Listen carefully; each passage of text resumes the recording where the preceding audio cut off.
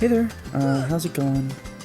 I've been kind of thinking this morning about personality tests and how they say these vague characteristics about you. They do something called the Barnum effect, where you're presented with something and those traits are mostly positive and almost anybody can identify with them.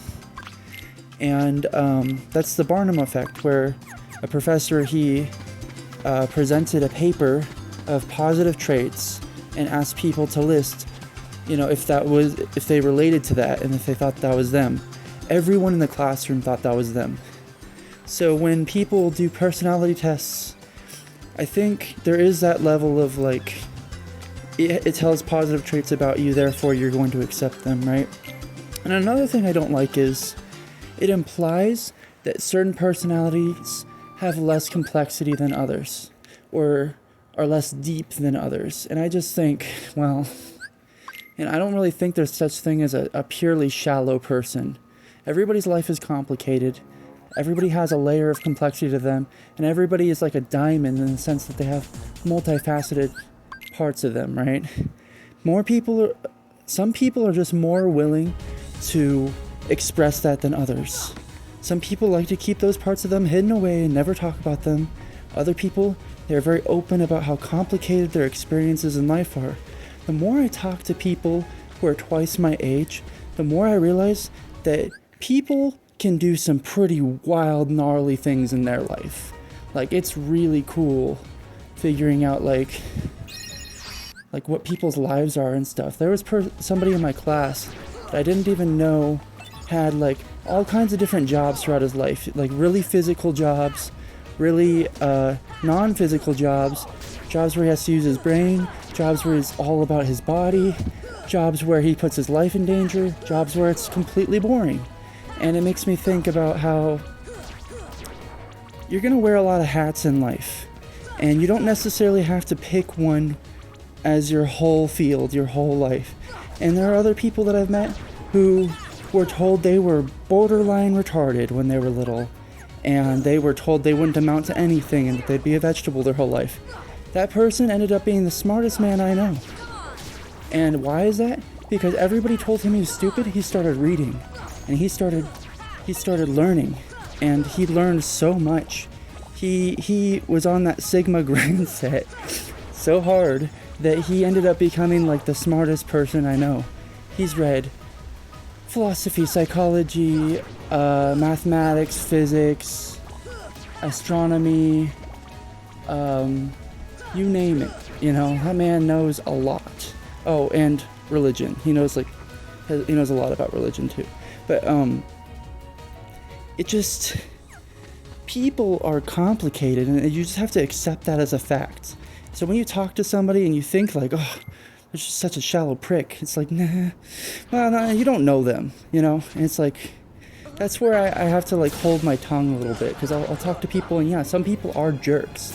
It doesn't make their life any less complicated or any less painful than yours, without a doubt. And that's one thing I just don't like about these personality tests, especially the MBTI, because it's the INFJ is the deepest and most mysterious type, and it's no, Luigi, no. Every type is complicated. Every type can be deep. I've met some very deep ESTPs, ISFJs, very deep ISFPs, and I've gone off the deep end with the MBTI at this point. I could make whole videos on it. I choose not to make videos about MBTI because I believe that it's a unfinished system, an incomplete system. I like to talk more about the Big Five, because the Big Five has more characteristics that are actually accurate to real people. But I feel if you combine maybe those two theories, it would be a more complete theory.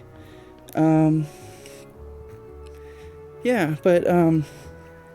just thinking about how, people, they just have layers of complexity. You have to consider that you're going to wear many hats, and that you're going to get to a certain point in your life where maybe your role will change and you'll be more assertive, and you get to other points where you're less assertive and you're less confident, and it's just always going to be that way. unless you find yourself, and that's what people say all the time, like, oh, you're gonna find yourself. It's like, what the hell does that mean? Find myself, as if I don't already knew or didn't already know who I was. Like, I think find yourself, really. Like, and I think who you are can be largely dependent on what role you fill, but then there's also your base personality. And your base personality, I'm just saying, is malleable. It changes as you grow. Just like you can learn something and you can grow from it, your personality can learn and grow. And I don't think that people are fully static with their personality. There are certain traits, like this person is kind-hearted, this person is brave, this person is really skilled.